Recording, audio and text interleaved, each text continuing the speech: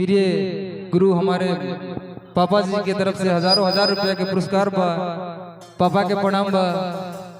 और बहुत ही खुशी के बात बा कि इस सॉन्ग में हमारे सबसे बड़ सहयोग राशि हमारे पापा ने इस सॉन्ग को दिए थे। पापा के दिल से प्रणाम बा, बस यही तरह अपना आशीर्वाद बने रहे। हाँ आओ कहे के बा। ओकर बाद हमारे बहुत ही अच्छे सिंगर कुमार सुदीप भैया जी आए हुए हैं। एक बहुत ही उनका प्यारा सॉन्ग आया था नागपुरी।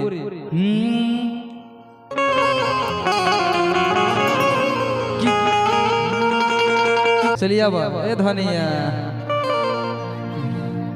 सही है के नहीं नकली के बिल्कुल बिल्कुल चचा कहे के बा बरजस भैया।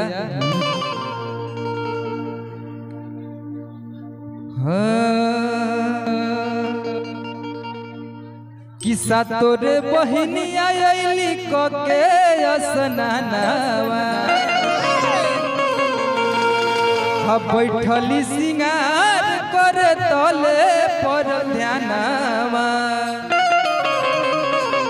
किस्सा तोरे बहिनिया आइली के असनानावा कि बैठली सिंगार कर तले पर ध्यानावा। कि लगल भैर भैया के फिकीरावा हो फिकीरावा। और हमारे बीच में हमारे फूफा जी जो लातेहार से चल के आए हुए हैं, फूफा के प्रणाम बा। कहता भग कि लगल भैर भैया के फिकीरावा हो फिकीरावा। तो नाक के नथुनिया खोजी कि नाक के नथुनिया खोजी हरे लाहुरे मलिनिया। कि गिरल बाटे गंगा जी के तीरावा। अरे के बा विक्रम भैया किस्सा तोरे बहिनिया आइली के असनानावा। बैठली सिंगार कर तले पर ध्यानावा।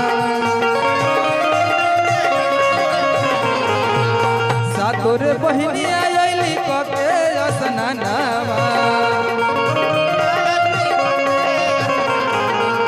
बैठली सिंगार कर तले पर ध्यानावा। लागल भर भैया के फिकीरावा हो फिकीरावा। भैया कितना प्यारा सभा में भक्त कहता। लागल भर भैया के फिकीरावा हो फिकीरावा। नाक के नथुनिया खोजी नाक के नथुनिया खोजी लाहू रे मलिनिया गिरल बाटे गंगा जी के तीरावा।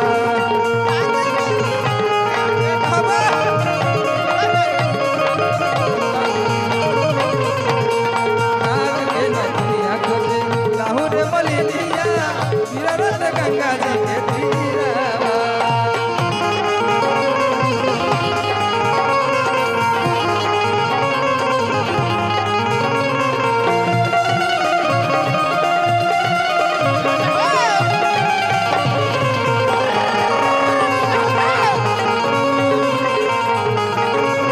क्या बात है।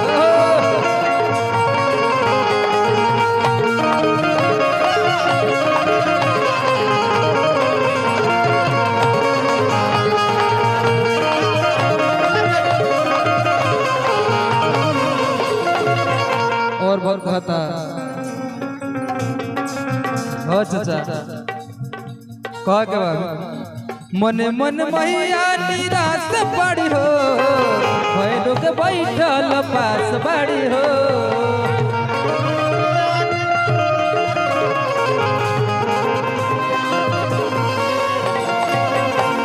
और हमारे जो लातेहार से हमारे फूफा जी चल के आए हुए हैं, फूफा की तरफ से हजारों हजार रुपए के पुरस्कार बा। फूफा के प्रणाम बा भक्त कहता।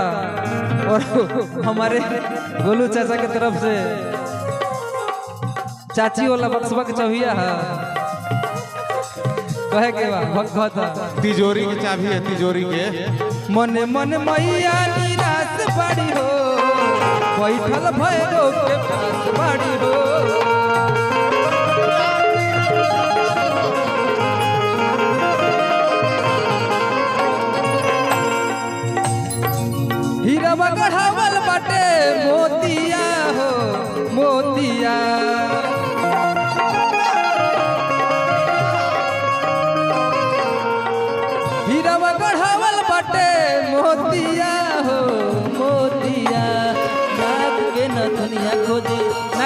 दुनिया खोजी लाहौर मलिनिया गिरल बट गंगा जी के तीरा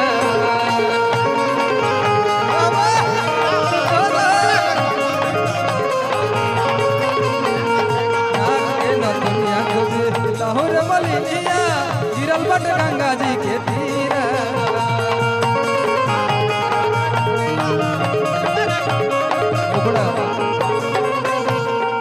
सातोर बहनिया आइली कके स्नानवा बैठली सिंगार कल तले पर ध्यानवा सातोर बहनिया आइली कके स्नानवा बैठली सिंगार कर तले पर ध्यानवा लागल भर भैया के कीरावा हो कीरावा भैया लागल भर भैया के फिकीरावा हो फिकीरावा और बहुत ही खुशी के बात बाकी हमारे फूफा जी जो श्री तक से चल कर आए हुए हैं फूफा के तरफ से हजारों हजार रुपए का पुरस्कार बा फूफा के प्रणाम बा कितना भाव में भक्त कहता कि लगल भर भैया के कीरावा हो भैया के साउंड के जोड़ा नहीं खेला जवाब बाड़े कि लगल भर भैया के कीरावा हो कीरावा हर की नाक के नथुनिया खोजी हर लाहौर मलिनिया गिरल बाटे गंगा जी के तीरावा आई विक्रम भाई की नाक के नथुनिया खोजी नाक के नथुनिया खोजी लाहौर मलिनिया गिरल बाटे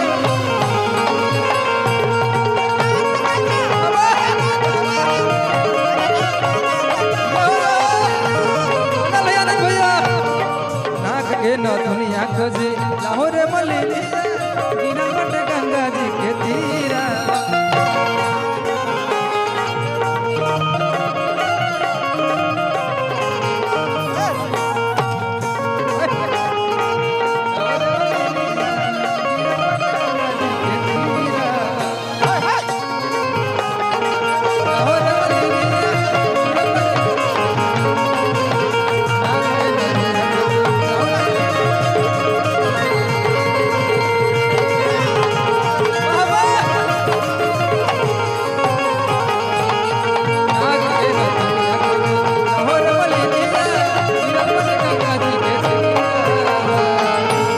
और हम चाहेंगे कि हमारे बीच में बहुत अच्छे सिंगर कुमार सुदीप भैया जी आएंगे